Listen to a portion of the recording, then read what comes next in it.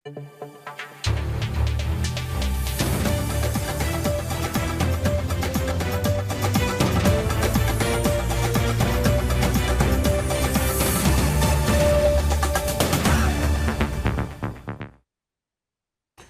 দর্শক, স্বাগত জানাচ্ছি আজকের সম্পাদকীয়তে। সাথে আছি আমি মুস্তফা খন্দকার।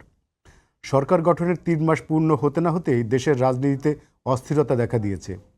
জুলাই সনদ বাস্তবায়ন ইস্যুতে সরকারের বিরুদ্ধে অভিযোগ তুলে জামাত এনসিপি উত্তেজনা তৈরি হয় সংসদে, পরে তা রাজপথে গড়ায়। এরই মধ্যে চট্টগ্রামের গ্রাফিতি আঁকা নিয়ে বিএনপি ও এনসিপির উত্তেজনা এবং ডুয়েটে ভিসি নিয়োগ নিয়ে অস্থিরতা তৈরি হয়েছে। এর পেছনে কি কোনো রাজনৈতিক উদ্দেশ্য আছে কি না, পেছন থেকে কারা কলকাঠি নাড়ছে, এসব বিষয়ে এক ধরনের উদ্বেগ রয়েছে বিএনপির। দলটি বলছে তাদের প্রতি ঈর্ষান্বিত হয়ে প্রতিপক্ষরা নানা রকম বিদ্রূপ করছে। প্রাসঙ্গিক এসব বিষয় নিয়ে আজকের সম্পাদকীয় অস্থিরতার নেপথ্যে কারা, এ নিয়ে আলোচনার জন্য স্টুডিওতে উপস্থিত আছেন রেজাউল করিম রনি, সম্পাদক জবান, এবং তাহসিন রিয়াজ, যুগ্ম সদস্য সচিব, জাতীয় নাগরিক পার্টি। আপনাদের দুজনকে স্বাগত। দর্শক, আপনারাও এই আলোচনায় সরাসরি অংশ নিতে পারেন। আলোচনায় অংশ নেওয়ার জন্য সরাসরি কল করতে হবে টেলিভিশনের পর্দায় দেখানো নাম্বারে, এছাড়াও ফেসবুকের মাধ্যমে আপনারা মতামত পাঠাতে পারেন। আলোচনা শুরুর আগে জানিয়ে দিচ্ছে আজকের শিরোনাম। ভূমি সেবায় দুর্নীতি হয়রানি বন্ধে কাজ করছে সরকার। অনলাইন সুবিধায় মধ্যস্বত্বভোগীরা দৌরাত্ম্য কমার আশা প্রধানমন্ত্রীর। ধাপে ধাপে সব ইশতেহার বাস্তবায়নের ঘোষণা।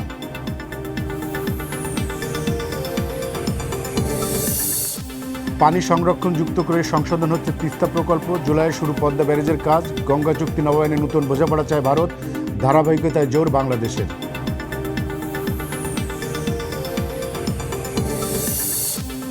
যোগ্যতা ছাড়াই উড়াচ্ছেন বিমান। নীতিমালা ভেঙে পরীক্ষা। 13 জনকে পাইলট বানাতে নম্বর জালিয়াতি। আওয়ামী মন্ত্রী ও বিমানের কর্তাদের যোগ সাজসী নজিরবিহীন নিয়োগ কাণ্ড।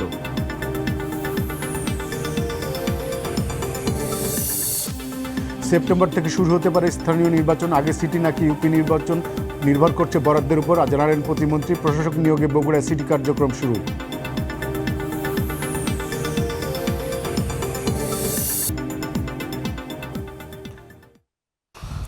রেজাউল করিম রানী, আপনাকে দিয়ে শুরু করছি। অনেকদিন পরে আপনাকে পেলাম আমি। এই যে আমি যেটা বললাম, আমার শিরোনাম দিয়ে যেটা শুরু করলাম, যে সরকারের 3 মাস মাত্র পূর্ণ হলো।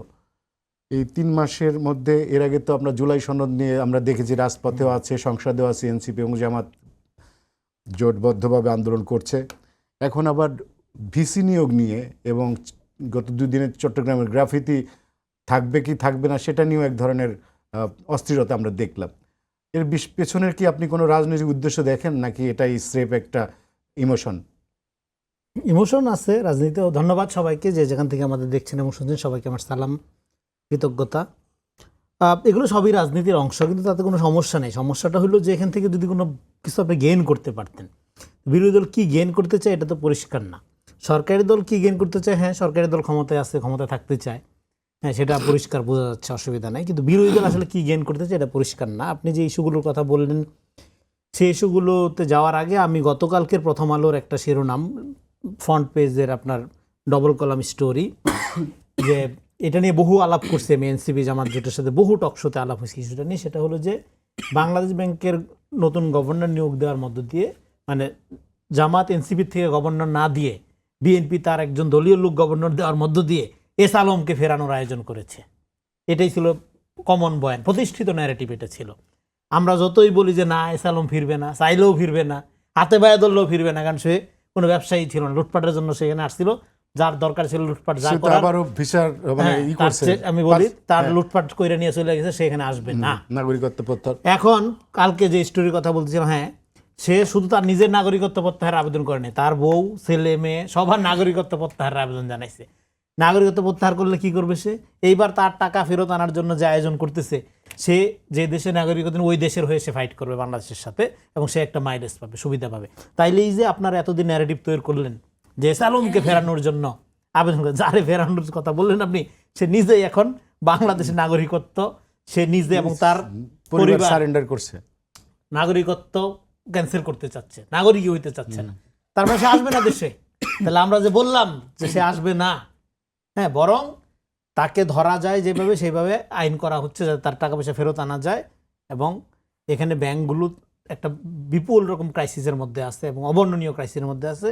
সেটা কিভাবে স্টেবল করা যায়, সেই টাকা না ছাপে তার একটা আইনি কাঠামো ঠিক করার চেষ্টা করা হচ্ছে। তা না, কোনো কথাই শোনা হইল না, না এসালম ফেরানো হচ্ছে, এই যে মুখস্থ কথা। একইভাবে বিভিন্ন জায়গায় ভিসি আছে। এর আগে যখন ঢাকা বিশ্ববিদ্যালয়ে 36 পাতার ভিসি নিয়োগ হয়েছিল, কেউ কি বাধা দিছিল? হ্যাঁ, এটা কি সবার পছন্দের ছিল? এবং অন্য ইউনিভার্সিটি থেকে জানা হয়েছে, অন্য ঢাকা বিশ্ববিদ্যালয় থেকে আনতে হবে। আচ্ছা, যে ইউনিভার্সিটিতে যারা পড়াশোনা করে, যেমন যে জাহাঙ্গীরনগরে পড়ে, যে ঢাকা বিশ্ববিদ্যালয়ে পড়ে, যে ডুয়েটে পড়ে, যে চুয়েটে পড়ে, সে সেখানকার সার্বভৌম জমিদার হবে, এই নিয়ম আর কয়দিন চলবে?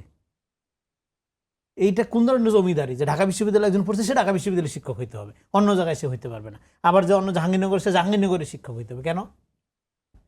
শিক্ষক হওয়ার জন্য যে ক্রাইটেরিয়া, এইবার যেই বিশ্ববিদ্যালয়ের ভিসি কেন্দ্র করে এই গ্যাঞ্জাম, সেই বিশ্ববিদ্যালয়ের ভিসির আমি ব্যাকগ্রাউন্ড চেক করে দেখলাম তার বিদেশি ডিগ্রি আছে, তার পিএইচডি আছে, পিএইচডিটা জেনুইন ভুয়া না, তার থিসিস আছে, তার এনাফ যোগ্যতা আছে ভিসি হওয়ার জন্য। তো সে এখন একটা সরকার ক্ষমতায় এসে পৃথিবীর সমস্ত দেশেই তার দলীয় লোকই নিয়োগ দেয়, বিরোধী দল থেকে লোক নিয়োগ দেয় না, খুব রেয়ারলি দেয়। এই সরকারও কিছু বিরোধী দলের লোক রেখে দিছে, সেটা নিয়মের ব্যতিক্রম। কিন্তু নিয়মের মধ্যে ধরেন আমেরিকা এবং এটা প্রধান গণতন্ত্রের দেশ কোনটা, আমেরিকা এবং ব্রিটেন, এগুলি তো চর্চা করি আমরা। তার মধ্যে এটা সবচেয়ে দ্রুত হয় হলো ব্রিটেনে। বেশিরভাগ আপনার কলোনিয়াল দেশগুলো, মানে সাবেক কলোনিয়াল দেশগুলো ব্রিটেনের ডেমোক্রেটিক মডেলটা ফলো করে। ব্রিটেনে এটা ওভার নাই, খুব দ্রুত হয়, মানে পুরো অফিস চেঞ্জ হয়ে যায় নতুন নির্বাচিত সরকার আসার সাথে সাথে। আমেরিকায় এটা সবচেয়ে স্লো হয়, সেটা কখনো কখনো ধরেন 180 দিন থেকে 6 মাস পর্যন্ত সময় নিয়ে হয়, কিন্তু পরিবর্তন হয়। ধরেন ওবামা অ্যাডমিনিস্ট্রেশন থেকে ট্রাম্প অ্যাডমিনিস্ট্রেশনের যে পরিবর্তনটা, এরকম আবার ট্রাম্প যদি না থাকে আবার পরে যিনি আসবে সে তার মতো করে সেট আপ দিবে। সেই সেট আপগুলো স্বায়ত্তশাসিত প্রতিষ্ঠানগুলোতেও দেওয়া হয়। এটা যে একমাত্র বাংলাদেশি বিএনপি সব দখল করে ফেলতেছে, হ্যাঁ বিএনপি সব করে, এরকম না। হ্যাঁ, আপনার এই যে নিরপেক্ষতার একটা অজুহাত আপনারা খুঁজছেন, এটা একটা অভিশাপ আমি বলবো। আপনি তো প্রফেশনাল লুক দেখবেন, বিএনপির লুক দিচ্ছে, এটা অপরাধ না। অপরাধ হবে সেই লুকটা যদি যোগ্যতা ভায়োলেট করে দেওয়া হয়, সেই দাবি জেনুইন হবে। যেমন বুয়েটের যে লোকটাকে সরানো হয়েছে, আমি এটা বলতে চাই সেটা অন্যায় হয়েছে, সেটা ঠিক হয় নাই। কারণ যে লোকটাকে দেওয়া হয়েছে এখন, হ্যাঁ, সেটা আগে যে ছিল তার চেয়ে যোগ্যতার দিক থেকে কম। কারণ হলো ওনার ওই রকম ভাবে কোনো প্রশাসনিক অভিজ্ঞতা নেই, একটা হলেরও টিউটর, মানে হলের দায়িত্ব উনি কখনো ছিল না, তারা ভিসি বানাই দিয়েছেন। ভদ্রলোক, অনেকে পছন্দ করছে, কিন্তু আগে যিনি ছিল তার অভিজ্ঞতার অপেক্ষাকৃত কম, অভিজ্ঞতার ঝুলি অনেক বেশি, সিনিয়রিটির দিক থেকে উনি এগানো থাকার কথা, নিপাট ভদ্রলোক, একাডেমিক ভালো, হ্যাঁ, কোনো উদর নাম। তারপর ওই লোকটা সরানো দরকার ছিল না, বিএনপি সরাই দিছে। তো সরাই দেওয়ার এটা আপনি জেনুইন সমালোচনা করতে পারেন, আমি করলাম। হ্যাঁ, বিএনপি তার নিজের লোককে দেবে না, তার পছন্দের লোক। নিজের লোক দেওয়ার মধ্যে তো আপনি ধরেন যে ভদ্রলোকটা ছিল, সেটাও তো বুয়েট তো ওরকম দলীয় রাজনীতি ওরকম হয় না, মানে বুয়েট ওই অর্থে অন্তত হয় না, মানে প্রত্যেক মানুষের রাজনৈতিক, কিন্তু বুয়েট ক্যাম্পাসটা ওই অর্থে মানে পলিটিক্যালি অত পোলারাইজড না। হ্যাঁ, নিশ্চয়ই শিক্ষকরা রাজনীতি করে, কিন্তু অন্যান্য ক্যাম্পাসগুলো যেরকম ধরেন সাদা দল, নীল দল, অমুক দলের যেমন পলিটিক্যালি খুব বেশি পোলারাইজড, বুয়েটটা সেরকম না। এবং বুয়েটে আগের যিনি ভিসি ছিলেন ওনাকে রাখা যেতে পারতো, রাখলেও কোনো সমস্যা ছিল না। বা আপনি যদি দিলেনই, তাহলে এরকম জুনিয়রকে দিলেন কেন? আগে যিনি ছিল, আপনি নিজের লোকই যদি দেন, তাহলে আরও সিনিয়র বা আরও ক্যাপাবল লোক ছিল তো, বিএনপি পন্থী যদি দেন আপনি, বা বিএনপির লোক মনে করে যদি দেন, আরও লোক ছিল তো, দিতে পারতেন না। বলছি এই সমালোচনাগুলো করা যায়, কিন্তু বিএনপির লোক দিয়ে ফেললো বইলা যে সমালোচনাটা, এই সমালোচনাটা আসলে টিকবে না। কারণ একটা সরকার যখন নির্বাচিত হয়, তার যে এজেন্ডা, তার যে পলিসি, এটা বাস্তবায়নের ক্ষেত্রে, এই পয়েন্ট বলে শেষ করবো এখানে, সেইটা বাস্তবায়নের ক্ষেত্রে সে যে লোককে যোগ্য মনে করে তাকে নিয়োগ দেয়। এখন যেমন ধর বাংলাদেশ ব্যাংকে, হ্যাঁ, আপনার কাছে মনসুর সাহেব অনেক যোগ্য ছিল, অনেক যোগ্য, অনেক বিদেশি ডিগ্রি, অনেক পাণ্ডিত্য ছিল, কিন্তু বিএনপির যে এজেন্ডা, বিএনপির যে আপনার বিএনপির অর্থনীতির এজেন্ডা কি, সেটা হলো সে তার যে স্কেলটা, সে 3টা প্রক্রিয়া সে ভাগ করছে। এটা হলো, প্রথমে হলো পুনরুদ্ধার প্রকল্প, 1 বছর লাগবে পুনরুদ্ধার করতে, তারপরে পুনর্গঠন, তারপর লাগলো প্রবৃদ্ধি। এই 3টা ধাপে সে অর্থনীতি মানে তার অর্থনৈতিক ডিজাইনটা সে বাস্তবায়ন করবে। এবং সেই ডিজাইন বাস্তবায়ন করার জন্য সেই বিজ্ঞানী লোক যথেষ্ট না, তার জন্য তার ইশতেহারের সাথে ম্যাচ করে না, যেন সরাই দিচ্ছে। আমি একটু তাহসিন রিয়াজ আপনার কাছে আসি। সেটা হচ্ছে আমি যেটা নিয়ে শুরু করেছিলাম, যে এই যে বিভিন্ন ধরনের আন্দোলন চলছে, এটা তো আছেই, তার মাঝখানে আমরা কয়েকদিন ধরে কিছু নিউজ দেখছি বিভিন্ন পত্রপত্রিকায়, যে বিগত ফ্যাসিস্টদের আবার প্রাসঙ্গিক করে তোলা হচ্ছে কোনো না কোনোভাবে, বিভিন্নভাবে তার বিভিন্ন রকমের বক্তব্য, বিবৃতি পত্রিকাগুলো ছাপাচ্ছে, এবং খুব রেসপন্সিবল পত্রিকাগুলো সেগুলো ছাপাচ্ছে, যদিও হাইকোর্টে সেগুলো নিষিদ্ধ তার বক্তব্য। এবং বিভিন্ন পত্রিকায়, আমি একটা গোষ্ঠীর পত্রিকায় দেখছি নিয়মিত বিগত সরকারকে মেলাইন করা হচ্ছে। তো বিষয়গুলোকে আপনি কিভাবে দেখছেন? আন্তরিকভাবে ধন্যবাদ জানাচ্ছি। কিছু রেসপন্স আমি রনি ভাইয়ের কথার করব। তার আগে আপনার প্রশ্নের উত্তরটা একটু যদি দিই, সেটা আসলে একটু গুরুত্বপূর্ণ। দেখেন এইখানে একটা ট্রান্সপারেন্সির দরকার আছে, কোনো সন্দেহ নাই। বাট আপনি একেবারেই যথার্থই বলেছেন যে আমরা যে ধরনের ভূমিকা দেখছি বা যে ধরনের অ্যাটিচিউড দেখছি, সে ধরনের অ্যাটিচিউড মানে এটা খুবই একপেশে। যেমন আপনি নিশ্চিত রূপে গতকালকে বা গত পরশু দিনের ঘটনা আপনি দেখেছেন যে সম্পাদক মণ্ডলীর একটা বিশেষ একটা সফর আমরা দেখেছি প্রধানমন্ত্রীকে কেন্দ্র করে। প্রধানমন্ত্রীর কাছে মানে তারা যে কাজে গিয়েছেন, এই কাজটি কমপ্লিটলি বাংলাদেশের আইন বিরোধী, জুডিশিয়ারি। এবং এখন আপনি আমাকে বলতে পারেন, আমাদেরকে অনেকে বলে যে ছোট মুখে বড় কথা বলি আমরা, কিন্তু আপনি দেখেন সারা বাংলাদেশের স্বাধীনতার পূর্ব পর পৃথিবীর বিভিন্ন দেশ, তাদের কনস্টিটিউশন, তাদের বিচার বিভাগ, মানে আপনি যেদিকেই তাকান, মানে এটা বুঝতে হলে না, মানে এটা বুঝতে হলে 8 পাস 10 পাসও করা লাগে না, এটা বেসিক। সেটা হচ্ছে জুডিশিয়ারি একটা ইন্ডিপেন্ডেন্ট জায়গা, জুডিশিয়ারি কমপ্লিটলি একটা ইন্ডিপেন্ডেন্ট জায়গা। এবং সেখানে আপনি প্রধানমন্ত্রীর কাছে গেলেন, আপনি প্রধানমন্ত্রীর কাছে গিয়ে আপনি একটা বড় তালিকা নিয়ে গিয়ে আপনি বেশ কিছু কথা বললেন। দেখেন এই প্যারালাল ইউনিভার্সে, মানে প্যারালাল টাইমের মধ্যে আমরা দেখেছি যে এখন টিভির চারজন সাংবাদিক, দে আর ভেরি নোন, আপনাদের এখানেও কাজ করেছেন, এর মধ্যে অনেকেই আছেন, এবং তাদের লম্বা সময়ের প্রোফাইল আছে কিন্তু, এবং আপনি দেখবেন মানে এটা রেলেভেন্ট, আমি এভাবে করে আনতাম না। আপনি দেখবেন যে এখানে চারজন সাংবাদিকদের মধ্যে এমন সাংবাদিকরাও আছেন যারা ওই সময় আপনাদের এই সময় টিভিতে থেকে ক্রাইম রিপোর্ট করেছেন তৎকালীন এমপি আসলামের 4,000-5,000 কোটি টাকার দুর্নীতির বিরুদ্ধে, এবং ডিটেল টু ডিটেল রিপোর্ট তারা করেছেন। They have contribution. তারা ওই মানে এটা কি বলে, মানে শব্দটা বাজে একটা শব্দই আসছিল, বাট যেহেতু একটা ফর্মাল প্রোগ্রামে আছি, মানে তারা মানে কম্প্রোমাইজ ছিল না। অথচ দেখেন এই চারজন সাংবাদিকের চাকরি গেল, তাদের ব্যাপারে কিন্তু তারা কোনো শব্দ উচ্চারণ করলেন না, কিন্তু তারা কিন্তু রীতিমতন সংবাদপত্র, গণমাধ্যমের মোড়ল, গণমাধ্যমের টপ অর্ডার বডি, যাদেরকে বলি আমরা গণমাধ্যমকে ইভেনচুয়ালি অনেক সময় নাকি তারা কন্ট্রোল করে, এমনটা আমরা শুনি। অথচ তারা প্রধানমন্ত্রীর কাছে গিয়ে এমন একটা সুপারিশ নিয়ে গেলেন যেখানে প্রধানমন্ত্রী নিজেও লিমিটেড। জুডিশিয়ারি নিয়ে তো প্রধানমন্ত্রী কিছু করার নেই। আচ্ছা, প্রধানমন্ত্রী কি বলবে? প্রধানমন্ত্রী বিচারপতিকে রাত্রেবেলা ফোন দিয়ে বলবে যে ইজি করে দাও? কি বলবে আসলে প্রধানমন্ত্রী? মানে এই অঙ্কটা আমার মেলে না। মানে আসলে যোগ করলে 2 চাপলে আমার রেজাল্টে 5 আসে, খালি 5 আসে কেন? আমি তো অঙ্ক মিলে না আমার জীবনের। দেখেন এই যে উদ্দেশ্য প্রণোদিত অ্যাটিচিউড, এটা ক্রিটিক্যাল। যেমন দেখেন একটা সমালোচনা আপনি নিশ্চয়ই খেয়াল করছেন যে কিছুদিন আগেই একটা বাংলাদেশে খুবই টপ অর্ডার একটা পত্রিকা হচ্ছে একটা গোষ্ঠীকে নিয়ে হচ্ছে একটা আলোচনা সভা ডেকেছে। সেই আলোচনা সবাই কিন্তু আমাদের কোনো প্রবলেম নেই, আমরা কখনো এই ধরনের প্রোগ্রামকে আমরা এটাকে বলা বা না বলার কে, বাট পলিটিক্যাল কমেন্ট যদি করি আমাদের সাথে কোনো সম্পর্ক, মানে কোনো বিরোধ নাই। কিন্তু আপনি খেয়াল করে দেখেন, আপনি এরকম একটা ক্রিটিক্যাল ডিসকাশনে আপনি ডাকলেন এতজন সাংবাদিককে, কিন্তু এই প্রত্যেকটা সাংবাদিকের আপনি প্রিভিয়াস প্রোফাইলিংটা দেখেন। আমার কিছু করা লাগবে না, আপনি তো একজন সাংবাদিক, ইউ আর ভেরি নোন। আপনি একটা পার্টিকুলার গোষ্ঠীর কথা বলছেন, তারা হয়তো তাদের ফ্যাসিলিটিস দিয়েছে তাদের প্রতিষ্ঠানকে ব্যবহার করার জন্য একটা মিলনায়তন, তারা এটার সাথে জড়িত, সেটা আমরা তো বলতে পারি না। কিন্তু এটার সাথে যে তাহলে কারা জড়িত, এই আয়োজনটা কারা করলো? যেমন আমরা দেখলাম ফ্যাক্ট চেকের মাধ্যমে আমরা জানতে পারলাম এটা প্রথমে বলা হয়েছিল এটা বিদেশি একটা সংস্থার আয়োজন, ইউনিসেফের কথা বলা হয়েছিল, কিন্তু সেটা তো না, সেটা ফ্যাক্ট চেকে বেরিয়েছে, এটা সেটা না, নিশ্চিত কোনো পার্টিকুলার কোন ব্যক্তি গোষ্ঠী করছে সেটা।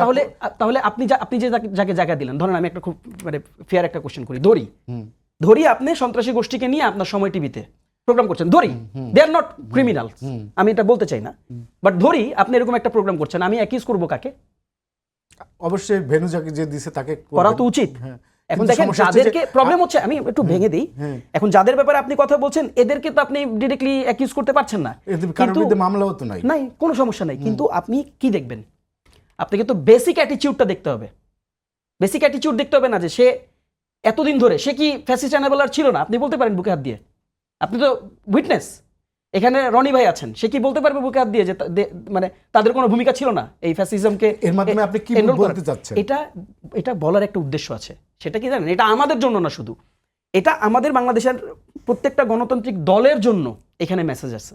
উই নিড টু আন্ডারস্ট্যান্ড যে আমাদেরকে এই ধরনের কার্যক্রমগুলো করার মাধ্যমে, আপনি ইতিহাস যদি দেখেন, যত জায়গায় আমরা এই ফ্যাসিজমকে বা এই ধরনের সন্ত্রাসবাদকে রিঅ্যাকোমোডেট করা লাগে আপনাকে, তখন কিন্তু এই ধরনের প্রক্রিয়ার মধ্যে দিয়ে তাদেরকে রিঅ্যাকোমোডেট করা হয়।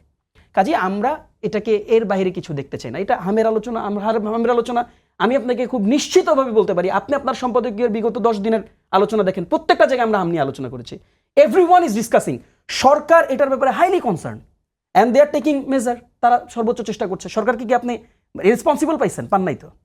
সরকার রেসপন্সিবলি মুভ করছে। আজকে অ্যাটর্নি জেনারেল একটা কথা বলছেন যে তিনি এখনই ইউনূস গভর্নমেন্টকে হচ্ছে এটার অবহেলার জন্য তিনি দায়ী করতে চান না। তার মানে সরকার চেষ্টা তো করতেছে যে ভাই যে না, তাহলে আপনি আউট অফ নোওয়্যার, এখানে সরকারের প্রতিনিধি নাই, সরকারের স্বাস্থ্য বিভাগ থেকে আপনি কাউকে ডাকছেন সেখানে? মানে আপনি যদি একটা আলোচনা সমালোচনা করেন, আপনার রাষ্ট্রের অভিভাবক কে এখন? কিন্তু আপনি না ডাকেন, আমার সমস্যা নাই, বাট আমি উদ্দেশ্যটাকে প্রশ্ন করছি। আপনি নাই ডাকতে পারেন, আপনি বলতে পারেন যে আমি ডাকবো না কাউকে। আমরা তো আগের দিনে দেখতাম যে আগের দিনে বলা হইতো যে রনি ভাইকে টকশোতে ডাকা হবে না। কেন ডাকা হবে না? It's my wish, it's my Democratic right. দেখেন, এই ডেমোক্রেটিক রাইটের ফ্রেমেই তো রনি ভাইদেরকে ডাকা হয়নি, আমাদেরকে কোথাও ইনভাইট করা হয়নি। বলা হয়েছে না, এদেরকে ডাকা হবে না। কেন ডাকা হবে না? এমনি ডাকা হবে না, ডেমোক্রেটিক রাইট। তাহলে এই যে ডেমোক্রেটিক রাইট দিয়ে যে আপনি এখন গভর্নমেন্টকে এখানে মিউট করতেছেন, আপনি ডেমোক্রেটিক রাইট দিয়ে আপনি এখানে মানে বাস্তব ভিত্তিক আলোচনাটা আসতেছেন। আমরা দেখলাম যে ওইখানে একচেটিয়াভাবে এক ধরনের সমালোচনাই শুনলাম শুধু। তো দেখেন, আমরা ফ্যাক্ট বেসিস ডিসকাশন করতে চাই। আমরা যে জায়গাটাতে সরকারের কি করার আছে, সরকারকে অ্যাওয়্যার হইতে হবে। সরকার কিছু না করতে পারলে সরকার, এটা তো আমরা এটা কেন বলতেছি, এটা সরকার এটা কি স্টেপ নেবে এটার ব্যাপারে? কি স্টেপ নেবে? তাদের বিরুদ্ধে তো কোনো মানে অভিযোগ let them নাই, discuss. তারা ওপেনলি একটা ডিসকাশন করতেছে। ইটস ভেরি ওকে। আমি তো বলতেছি না যে ডিসকাশন করা যাবে না, আমি ডিসকাশনের উদ্দেশ্যটাকে প্রশ্ন করতেছি যে আসলে উদ্দেশ্য কি হইতে পারে। আপনি যখন এরকম একটা প্রোফাইল নিয়ে, এক পেশে একটা প্রোফাইল নিয়ে যখন আপনি এই ধরনের একটা সেমিনার করেন, উদ্দেশ্য নিয়ে আমি প্রশ্ন করতে পারি না? এটাও তো আমার Democratic right. So I am asking very মানে ট্রান্সপারেন্টলি আই এম আস্কিং। দেখেন, আপনি টোটাল কি বলতে চাচ্ছেন যে তারা কোনো না কোনো স্পেস চাচ্ছে যে বিগত যে ফ্যাসিজম যারা ছিল, যাদের সমর্থক তারা ছিল, তাদেরকে আবার পুনর্বাসনের একটা তারা এক ধরনের স্পেস খুঁজছে? আমি একটু আপনি একদম খুব সহজ উত্তর দিই। দেখেন, এখানে যারা গেছে এরা প্রত্যেকেই একটা সময় খালেদা জিয়াকে ক্রিমিনাল বলছে, এভিডেন্ট। এরা যারা গেছে এরা প্রত্যেকটা সময় এক সময় মানে প্রত্যেকটা মুহূর্তে এই এই বিএনপি ডেমোক্রেটিক যে রাইট ছিল এই রাইটগুলোকে খর্ব করছে। তারা যখন ট্রাকের ঘটনা ঘটলো বেগম খালেদা জিয়ার বাসার সামনে, এই এই মানে কি বলে অ্যাক্টররা তারা গিয়ে তারা বলছে যে না, এই অগ্নিসংযোগ এই নারী করছে, তাকে আমরা বেরোতে দিব না। এখন এই তাহলে আপনি কিভাবে এই ভূমিকা এখন আমি বলতেছি না আপনি প্রতিশোধ পরায়ণ হন। আই ডু নট ওয়ান্ট, আমি কখনোই বলবো না তারেক রহমান প্রতিশোধ পরায়ণ হোক। তারেক রহমান সেটা হচ্ছেও না, হচ্ছে না, কিন্তু আপনি কি অ্যাওয়ারও হবেন না? নিশ্চয়ই আবার হচ্ছে। তাহলে লেট দেম ডিসাইড। এটা ডিসিশন আমি নিতে পারবো না, লেট দেম ডিসাইড। কাজেই দেখেন, এই জন্য আমি বলছি আপনি অ্যাক্টকে কোশ্চেন করেন, ইন্টেনশনকে কোশ্চেন করেন। সব প্রশ্নের উত্তর তো আপনি এসএসবি পাবেন না। একটা লোক দাঁড়ায় বলতেই পারে এটা আমার ডেমোক্রেটিক রাইট। তাহলে ডেমোক্রেটিক রাইটের একটা প্যারামিটার আছে, you have to understand. Democratic right আপনি কতটুকু কাকে কতটুকু এনজয় করতে দিবেন সেটার একটা প্যারামিটার আছে। ডেমোক্রেটিক রাইট, যেমন আমরা এই কথাটা বলছি, আমি পার্সোনালি এই কথাটা একাধিক বলছি, ডেমোক্রেটিক রাইট মানে আপনি প্রাইম মিনিস্টারের অনার কোর্টকে ব্রেক করবেন না, ডেমোক্রেটিক রাইট না, এটা আনডেমোক্রেটিক রাইট। এটা আপনাকে ইয়ে করতে হবে না। আপনি তার মানে কি আপনি এই ডেমোক্রেটিক রাইট প্রধানমন্ত্রীর অনার কোর্ট ব্রেক করা যাবে না, এর মধ্যে তার মুখে টেক মারবেন? এটা আনডেমোক্রেটিক।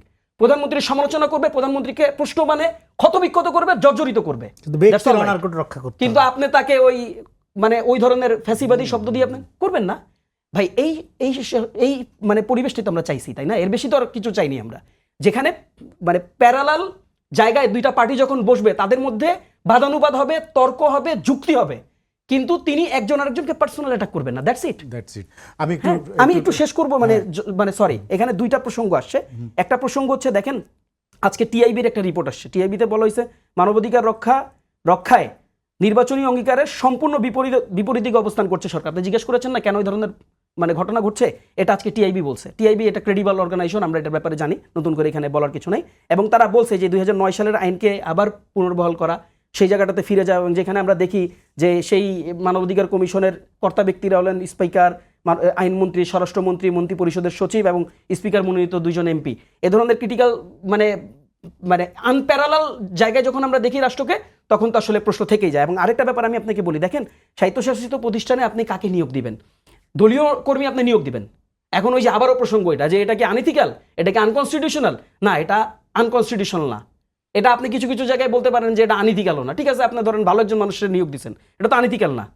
কিন্তু আপনি দলীয় কর্মী নিয়োগ দেওয়া এই জিনিসটাকে যখন নর্মালাইজ করবেন, খেয়াল করে দেখেন প্রধানমন্ত্রী বেগম খালেদা জিয়া আপসীর নেত্রী, তার ফেসবুকের স্ট্যাটাসই আছে একেন্দ্রিক।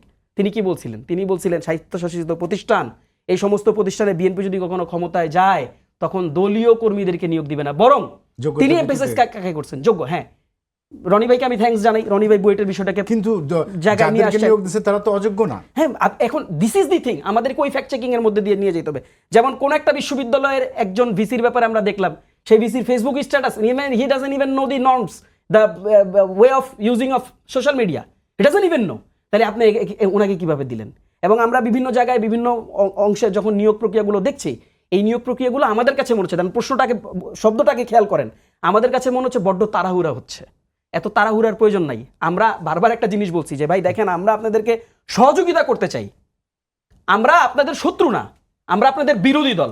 বাংলাদেশে এই রাজনীতিটা শেষ করতে চাই আমরা। বিরোধী দল মানে শত্রু, বিরোধী দল মানে বিরোধী দলের প্রথম দিনের উদ্দেশ্য কি? প্রথম দিন থেকে শেষ দিন পর্যন্ত উদ্দেশ্যটা টাইনা হিসেবে নামাইতে হবে। We do not want this. আমরা কাউকে টাইনা হিসেবে নামাইতে চাই না। যদি আপনি সরকার ভালো চালান, we are here to assist you. সেটা করতে ওকে, হবে। Thank you. আমি একটু একটা জায়গায় একটু আলোচনা করতে চাই। প্রথম কথা হলো, আমি এটা গতকাল আমি আমি আপনাকে একটু সম্পূর্ণ প্রশ্নটা করে রাখেন। জি, হ্যাঁ, সেটা হচ্ছে যে এই যে আমি যে প্রশ্নটা তাকে করলাম, যে যে আওয়ামী লীগকে বিভিন্ন সময় প্রাসঙ্গিক করা হচ্ছে, হাম লীগের আবির্ভাব হইল যে হ্যাঁ, হঠাৎ হ্যাঁ, করে। হঠাৎ হ্যাঁ, করে। শোনেন, শব্দটা এটা হলো- বলতে চাইতেছিলাম না, বাট না, বাট বলতে হবে কিছু জায়গায়। আমাদের দেখেন, আপনার পতিত জননেত্রী শেখ হাসিনা বাণী দিচ্ছে, সে নাকি মাথা উঁচা করে আসবে। তো ওয়েলকাম, মাথা উঁচা করে আসেন। আপনি বাংলাদেশ বরণ করার জন্য বসে রয়েছে। হ্যাঁ, আপনি যদি বাপের বেটি হয়ে থাকেন, আদালত রেডি। আপনি যদি বাপের বেটি হয়ে থাকেন, আপনি আসেন, বাংলাদেশ আপনাকে ওয়েলকাম জানাবে। আপনি বিচার ফেস করেন, অসুবিধা কি? আমরাও আপনার জন্য অপেক্ষা করতেছি, আসেন, সমস্যা নেই। কথা হলো, এখানে আমি কালকেও আলোচনা করছি, এর আগের দিন যেদিন গেছে সম্পাদক পরিষদের, এই পরিষদের ইনক্লুসিভিটি নিয়ে প্রশ্ন আছে। হ্যাঁ, এখানে সমস্ত ঘরানা সম্পাদককে কি রাখা হয়েছে, সেই প্রশ্নটা আমি রেখে গেলাম। সুন্দর পয়েন্ট। হ্যাঁ, তারপরে আপনার এটা আমি আলোচনা, এই প্রশ্ন মনে হয় প্রথম আমি আলোচনা করার চেষ্টা করছিলাম, মানে ইমিডিয়েট, মানে ওনারা যাওয়ার পরপরই, এই যে ওনারা 282 জনের তালিকা দিল, সেই তালিকাটা তো ধরেন প্রধানমন্ত্রীর হাতে দেওয়াটা মানে হলো প্রধানমন্ত্রীকে হাসিনা মনে করা, কিন্তু তারেক রহমান এটা একদম একদম ভুলটা হয়ে গেছে ওই জায়গায়। এটা প্রধানমন্ত্রী দেওয়াটা হলো অগণতান্ত্রিক। আপনার গণতন্ত্রের কথা বলেন, এখানে যারা গেছে, আমার নমস্য অনেক ব্যক্তি আছে যাদের কাছে সাথে আমি কাজ করছি একজন ক্ষুদ্র সাংবাদিক হিসাবে, এরকম ব্যক্তি আছে, কিন্তু তারা কেমনে এই ভুলটা করলো? হ্যাঁ, আপনারা যদি মনে করেন এখানে হরে ধরে মামলা হয়েছে, হ্যাঁ, আপনাদের কলিগদের আটকায় রাখা হয়েছে, আপনারা আদালতে যান, আপনারা রিট করেন, আপনারা আইনি প্রক্রিয়া যান, আইনি প্রক্রিয়ায় ফাইট করেন। সেই আইনি প্রক্রিয়া যদি কোনোভাবে কি হয়, আপনারা মিডিয়া, আপনারা নিজেরাই মিডিয়ার আপনার হর্তাকর্তা, আপনারা মতামত তৈরি করেন। কিন্তু প্রধানমন্ত্রীর কাছে লিস্ট দেওয়া, এটা অগণতান্ত্রিক, এটা হাসিনার মডেল। এটা আপনারা কিভাবে করেন? সেটা তারেক রহমানকে আপনারা হাসিনা বানাইতে চাচ্ছেন কেন? তারেক রহমান কেন এখানে ইন্টারফেয়ার করবে? প্রধানমন্ত্রীকে কেন এইসব জায়গায় ইন্টারফেয়ার করতে হবে? প্রধানমন্ত্রীর কাছে কেন আপনি লিস্ট দিবেন? হ্যাঁ, আপনি যেগুলো আলোচনা করছেন, স্বাধীন আপনার গণমাধ্যম কমিশন, কমিশনে কি কি হবে, আগের আমলের আইন, কলোনিয়াল আমলের আইনগুলোর ব্যাপারে, ফাইন, এক্সিলেন্ট, এগুলো নিয়ে আপনারা কথা বলতে পারেন, হ্যাঁ, প্রাইম মিনিস্টারের সাথে, কোনো সমস্যা নেই। কিন্তু এটা কি 182 জনের 282 জনের লিস্ট নিয়ে হাজির হয়েছেন? তারা হয়তো তাদের প্রধানমন্ত্রীকে একটু করছে, তাদের কনসার্নটা প্রধানমন্ত্রী, এটা কনসার্নের ব্যাপার না। একটা কনভিক্টেড আসামি, আদালত রায় দিয়ে বিচার করছে, না, আদালত রায় দেয়নি তো, মানে আদালত বিচারাধীন বিষয়, অভিযুক্ত, তারা মামলা চলছে, কেউ কেউ হ্যাঁ, কেউ এবং কেউ তাদের অনেকের বিরুদ্ধে আপনার হত্যা মামলা দিয়েছে। হত্যা মামলা, যেগুলো মামলা ত্রুটিপূর্ণ হোক, যাই হোক, সেটা প্রধানমন্ত্রী দেখবে? তাহলে হাসিনার সাথে তফাৎ রইল কোথায়? প্রধানমন্ত্রী দেখবে না, আপনি এডিটর হয়ে কিভাবে দেন? আপনি গণতন্ত্রের প্রবক্তা, গণতন্ত্র প্রতিষ্ঠিত করবেন এইভাবে, এটা নিয়ম, গণতন্ত্র প্রতিষ্ঠা করেন। আপনি আপনার কলিগের জন্য আদালতে ফাইট করেন, আমরা আপনার সাথে আছি। ঘরে ধরে মামলা দেওয়া হয়েছে, এটার প্রতিবাদ আমরা জানাই নাই। ঘরে ধরে হত্যা মামলা দেওয়া যাবে না, এটা হাসিনার মডেলটা আমরা বলি নাই, বলছি তো। তো এটা কেন আপনি করবেন? এটা আরেকটা পয়েন্ট, সেটা না। মার্শাল ম্যাকলুহান, মিডিয়ার গুরু, হ্যাঁ, আন্ডারস্ট্যান্ডিং মিডিয়া নামে তার বিখ্যাত বই আছে, এটা সাংবাদিকতার যারা সবাই পড়ে টোরে, ম্যাকলুহান একটা কথা বলছে, মিডিয়াম ইজ দ্য মেসেজ। কোন জায়গায় সবাটা হইছে, কোন মিডিয়াম? গণতন্ত্রের তাদের সংজ্ঞাটা কি? হাসিনার মডেলের সংজ্ঞা, যে আমরা গণতন্ত্র, আমি আমার মামাতো ভাই বন্ধু বান্ধবী গণতন্ত্র। সেই গণতন্ত্রে আমি ইনক্লুড না, সেই গণতন্ত্রে মুস্তফা খন্দকার ইনক্লুড না, তাসিন ইনক্লুড না, অন্যরা ইনক্লুড, ভিন্ন চিন্তার কেউ ইনক্লুড না। গণতান্ত্রিক নর্মস হইল how to engage with your different opinion.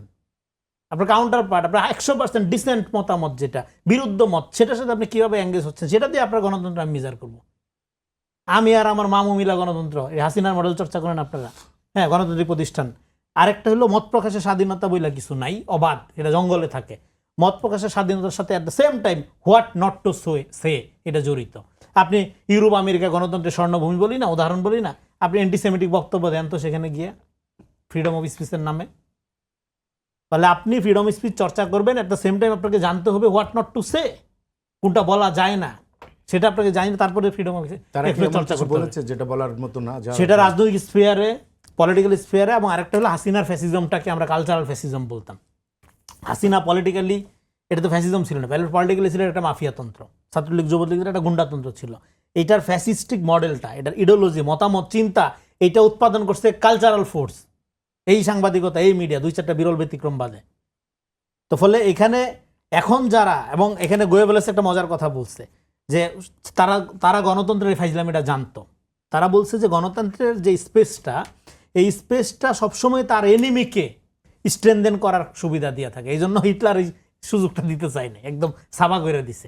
তো গণতন্ত্রের মধ্যে অনেক স্পেস থাকে, সেই স্পেস নিয়ে ধরেন হচ্ছে রস আলো, রস এত রস ছিল, হাসিনার আমলে সেই রস কোথায় গেল? হাসিনার আমলে রস শুকায় গেল। যেই তারেক রহমান সরকার গঠন করলো জনগণের ভোটে, রস টই টুম্বুর হয়ে গেল, রস আলো বাইরে হয়ে গেল। তা রস শুরু হইলো কোথায়? শুরু হইলো প্রথমে তারেক রহমানের চেয়ার নিয়ে রস শুরু হইলো, তাই না? তো এই রস আগে কোথায় ছিল? চেয়ার গরম।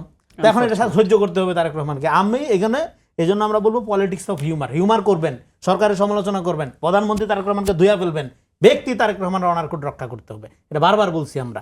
কিন্তু আপনারা শুরু করলেন কিভাবে? শুরু করলেন হলো তারেক রহমানকে দিয়ে রস চর্চা শুরু করলেন।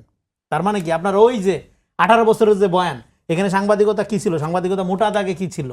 বিরল ব্যতিক্রম বাদে একদল লোকের চরিত্র নির্মাণ, আরেকদল লোকের চরিত্র ধ্বংস। বেগম খালেদা যে এতিমের টাকা চুর, এটা এই বয়ান কে প্রতিষ্ঠিত করছে? বাংলাদেশে। একদম একদম। আপনার 28 অক্টোবর, আমি আবারও বলি, বিএনপির সমাবেশে ন্যাক্কারজনক হামলার পরে এই আলোকিত চন্দ্র সূর্য স্টার পত্রিকার সম্পাদক কলাম লিখছিল, বিএনপির নেতাকর্মীদের বিএনপি আপনার কি বলে যে এই জাহান্নামের পথে ঠেলে দিচ্ছে, একটা আগুনের পথে ঠেলে দিচ্ছে, ধ্বংসের পথে ঠেলে দিচ্ছে, হত্যার পথে ঠেলে দিচ্ছে। একটা গণতান্ত্রিক আন্দোলন ক্র্যাকডাউন করলো আওয়ামী লীগ। সে আওয়ামী দৃষ্টিকোণ থেকে বিএনপির মূল্যায়ন হাজিরকে লম্বা কলাম লিখছে, এবং সেই কলামের জবাব দেওয়ার মতো কোনো সাংগঠনিক অবস্থা তখন বিএনপি রাখা হয়নি, দাঁড়ানোর কোনো লোক নেই। এবং সেই সময় যা ব্যক্তিগত আলাপ না যাই, তো পরে আপনি এই সাংবাদিকতা তারা করছে 111-এর সময়, তারা কি করছে?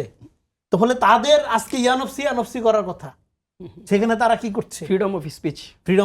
ফলে ফ্রিডম অফ স্পিচ এই সরকারকে আমি বলবো, হ্যাঁ আপনি সুশীল, ঠিক আছে ভালো, আপনি গণতান্ত্রিক, ঠিক আছে ভালো, এট দ্য সেম টাইম আপনাকে এইটাও এনশিওর করাই দিতে হবে, এটাও মনে করাই দিতে হবে যে রেসপন্সিবিলিটি মেনটেন করতে পারে না, যে দায়িত্বশীল আচরণ করতে পারে না, তার অবাধ স্বাধীনতা বুক করার কোনো ইখতিয়ার নাই। কারণ হইলো সে গণতন্ত্র বলতে মনে করে তার এজেন্ডা, এবং তার এজেন্ডার সাথে সবার আগে বাংলাদেশ নীতির একটা বিরোধিতার সম্পর্ক আছে, ঐতিহাসিকভাবে আছে। এবং তাদের সাথে কারা বাংলাদেশকে এখানে একটা স্টেবল দেশ দেখতে দিতে চায় না। এখানে আমরা বিএনপি, জামাত, এনসিপি আমরা সারাদিন ঝগড়া করব, তর্ক করব, কিন্তু এখানে আমরা প্রত্যেকেই বাংলাদেশ পুনর্গঠনের ক্ষেত্রে আমাদের যে জাতীয় ঐক্য, এই জায়গায় আমরা একমত। জুলাই আমাদের ডিসাইডিং ফ্যাক্টর, হ্যাঁ, এবং সেই জায়গা থেকে আমাদের বাংলাদেশ পুনর্গঠনে আমাদের এজেন্ডা আলাদা আলাদা, আমাদের প্রক্রিয়া আলাদা আলাদা, কিন্তু পুনর্গঠন লাগবে এই বিষয়ে দ্বিমত কারণ নাই। সেক্ষেত্রে আমরা বিরোধিতা করবো, কিন্তু ওনাদের এজেন্ডা হইল দেশ পুনর্গঠন না। হ্যাঁ, সুখে দুঃখে আমরা থাকবো, আমরা লুটপাট করব, আমরা চালাবো, আইলে গণতন্ত্র আছে। তাসিন, সেটা হচ্ছে যে আমরা তো আলাপ করছি যে আমরা ফ্রিডম অফ স্পিচ কতটুকু যাওয়া যায়। আমরা যারা এই আয়োজনটা করেছিল তারা বিগত ফ্যাসিস্টের দোষর ছিল। তো আপনি যারা অপরাধ করেছে তাদের বিচার করুন, কিন্তু দীর্ঘদিন কাউকে আপনি একটা ট্যাগ দিয়ে টিকে রাখতে পারবেন, দাবিয়ে রাখতে পারবেন না? এটা ইটস নট দ্যাট। দেখেন, ওইটা স্মরণ করায় দেওয়ার ম্যাটার। আপনি এখন ক্রাইমের প্যারামিটার কি, কোন ক্রাইম শাস্তিযোগ্য আর কোন ক্রাইম শাস্তিযোগ্য না। এখন ধরেন আমি আপনাকে একটা কথা বলি, ধরেন 3টা ভোট হইল, 3টা ভোটের জাস্টিফিকেশনে যারা বিভিন্ন সময় লেখালেখি করছে, এই লেখালেখিকে আপনি কিভাবে দেখবেন? ধরেন তারা বলছে না ভোট সুষ্ঠু হয়েছে, ধরেন ভোট হয়েছে, ভোটের পরের দিন আমরা সবাই দেখছি ভোট সুষ্ঠু হয় নাই, আমরা সবাই দেখছি সেটা রাতের ভোট হয়েছে অথবা ডামি ইলেকশন হয়েছে, আমরা সবাই দেখছি যে এখানে একটা বাংলাদেশের সবচেয়ে বড় গণতান্ত্রিক সংগঠন, যারা বহুদলীয় গণতন্ত্রের প্রবক্তা, তাদেরকে বাইরে রাখা হয়েছে।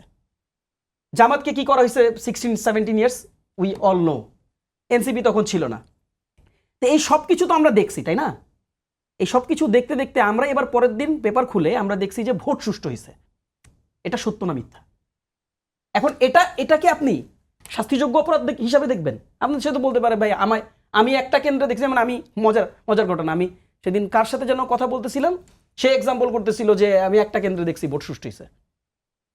দেখলে ঝুঁসতে হবে। এখন দেখেন আপনি কি এই পার্সোনাল জাস্টিফিকেশনকে একটা ইউনিভার্সাল ট্যাগ দিয়ে সবার জন্য এটা করতে পারেন, মানে সবার জন্য এটা রিসিভেবল করতে পারেন, অ্যাকসেপ্টেবল করতে পারেন? পারেন কি পারেন না? সেইটার কারণেই তো আপনার 24-এর আন্দোলন, বিপ্লব, এই অভ্যুত্থান, এটা তো তাদের অবদানের বিষয় না, তাদের অবদানের সেটা বিষয় না। আমাদের অবদানের বিষয়।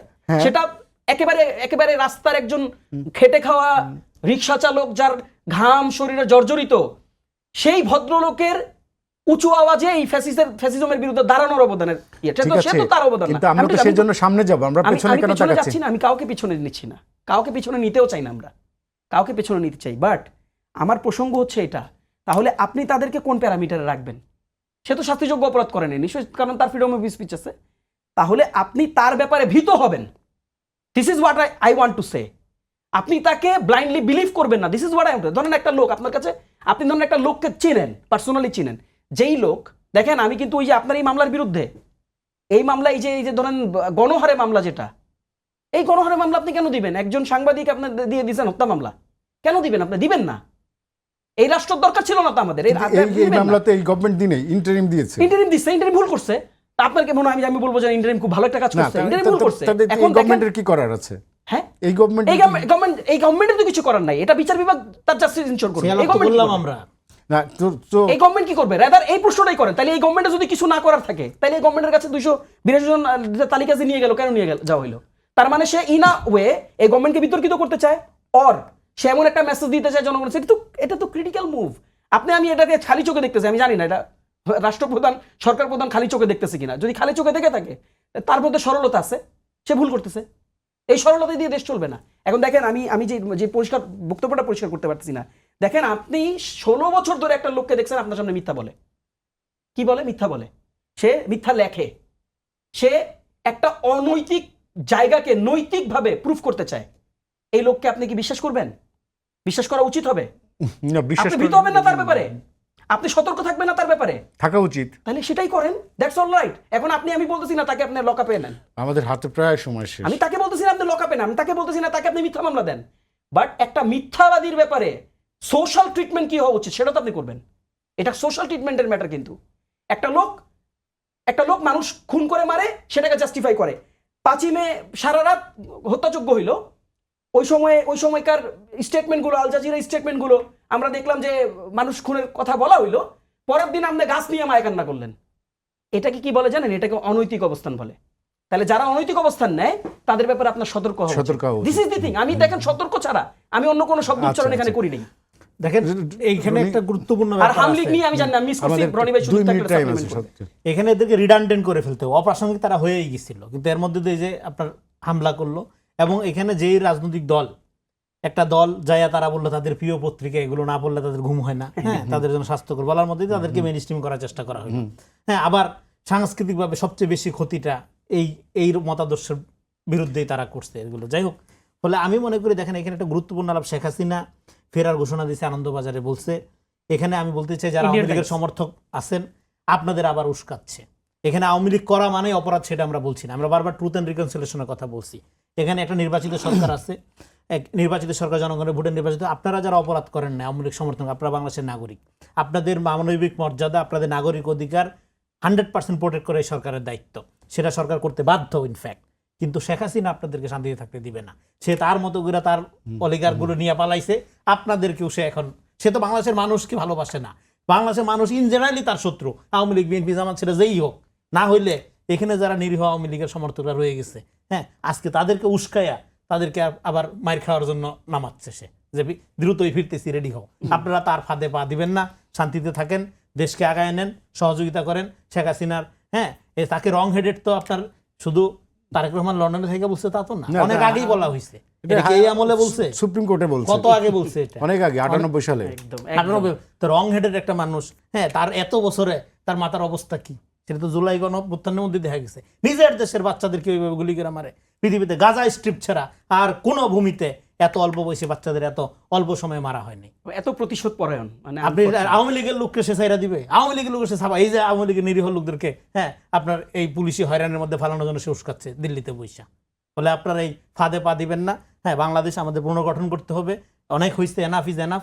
এই হিংসার রাজনীতি, এই ট্রাইবাল পলিটিক্স, এগুলো বাদ দিয়ে একটা মানবিক মর্যাদাবোধের রাজনীতি আপনারা ফিরেন, যার যার জায়গা থেকে সঠিক কাজটা করেন। আপনারা এই লুটপাটের এই সিন্ডিকেটকে রাজনীতি মনে করেন না। ধন্যবাদ। 1.5 মিনিট আছে, আপনি যদি কিছু বলেন সেটা হলো যে সরকারের কি ভূমিকা নেওয়া উচিত এই ক্ষেত্রে। We are in the very same page. আমি রনি ভাইয়ের সাথেই আমি জাস্ট সেম কথাগুলো কি করব, বাট আপনি বলছেন যে সরকারের কি ধরনের মানে ভূমিকা নেওয়ার আছে। দেখেন আমরা তো হাদিকে ধারণ করি, হাদি ভাইয়ের একটা কথাই, হাদি আপনারা সবাই ধারণ করেন। আমরা বলতে এখানে আমি ইনক্লুসিভলি সবাইকে বলছি আসলে। দেখেন একটা কথা আমরা বারবার বলছি, হাদি ভাইয়ের যে কথাটা ইকো করছে সেটা হচ্ছে যে আমরা আমাদের যারা দুশ্মন তাদের ব্যাপারে আমরা জাস্টিস চাই। দেখেন এখানে বাংলাদেশে এই যে বিরাট একটা জনসংখ্যা, এই জনসংখ্যাকে আসলে তো সে বিপদে ফেলায় চলে গেছে, এবং খুবই আনফর্চুনেট। দেখেন আপনি খেয়াল করে এই যারা বাংলাদেশে এখন বিভিন্ন জায়গায় বিভিন্ন এলাকায় পালায় টালায় আছে, আপনি এরা আমি জানি না, এরা ভিডিও টিডিও নিশ্চয়ই দেখে। আমরা দেখি যে শামীম ওসমানের ফ্যামিলি নিয়ে কিভাবে সে দুবাইয়ের বড় বড় হোটেলে সে মানে চিল মুডে আছেন, আদার যারা আছে বিভিন্ন পার্কে টার্কে বিভিন্ন ভালো ভালো রেস্টুরেন্টে তাদের খুঁজে পাওয়া যায়। ক্রিকেট খেলতেছে সাবেক নেতারা কি করছে ভাই, মানে মামলা লড়তে লড়তে ফকির হয়ে এই যাচ্ছে। দেশটা তো আমাদের সবার, এখানে যারাই অপরাধের সাথে সম্পৃক্ত ছিল না তার দলীয় পরিচয়টা আমাদের কাছে ইয়েস, তার মধ্যে অনুধাবনটা আমরা চাই যে গ্রো করুক, সে এটা ফিল করুক যে সে যে দলকে আনফরচুনেটলি এখনো পর্যন্ত আওয়ামী লীগের কেউ রিগ্রেট করেনি যে এরকম একটা ঘটনা ঘটছে। কেন জানেন? কারণ এই দলের ইতিহাস রনি ভাই এটা খুব ভালো বলতে পারবে, ওনার এই আলোচনাটা একাধিকবার করছে। এই দলের ইতিহাসটা এরকম, আপনি ইনফ্যাক্ট বলছেন যে এই যে রং হেডেড যে সাইকোলজি এবং এরকম ক্রিটিক্যাল মানে প্রতিশোধ পরায়ণ সাইকোলজি, আপনি দেখেন সে প্রতিশোধের বাইরে আর কিছু কখনো ভাবে নাই। এবং কি লেভেলের প্রতিশোধ, কি ধরনের মানে নোংরা প্রতিশোধ হইলে মানে আমাদের সময় এই ধরনের মানে অ্যাটিটিউডের মধ্যে দিয়ে যায়, সে কাকে এঙ্গেজ করে না? আপনি বলেন যে বিগত 16 ইয়ার্স সবাইকে এঙ্গেজ করছে, যত গণতান্ত্রিক শক্তি ছিল প্রত্যেককে সে একেবারে নাস্তানাবুদ করছে। কাজেই নো কম্প্রোমাইজ। আপনি মানে যদি ইয়া না হন। ধন্যবাদ তাসিন ভাই, ধন্যবাদ রনি ভাই। দর্শক, এই ছিল আজকের সম্পাদকীয়তে। আগামীকাল আবার দেখা হবে একই সময়। শুভরাত্রি সবাইকে।